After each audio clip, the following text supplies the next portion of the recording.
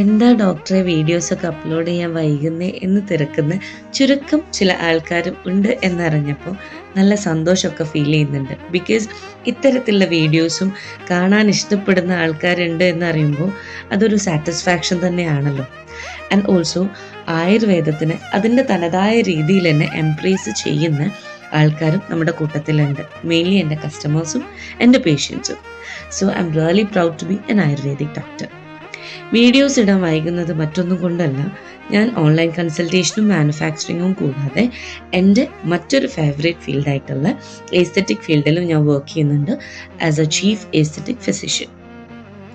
ഈ ഒരു ചെറിയ സന്തോഷത്തിൻ്റെ കൂടെ ഏഷ്യ ഹെയർ ഓയിലും കുങ്കുമാതി തൈലവും ഉപയോഗിച്ച് എൻ്റെ ഫേവറേറ്റ് പേഴ്സൻ്റെ ഒരു റിവ്യൂ ഞാൻ ഷെയർ ചെയ്യാം.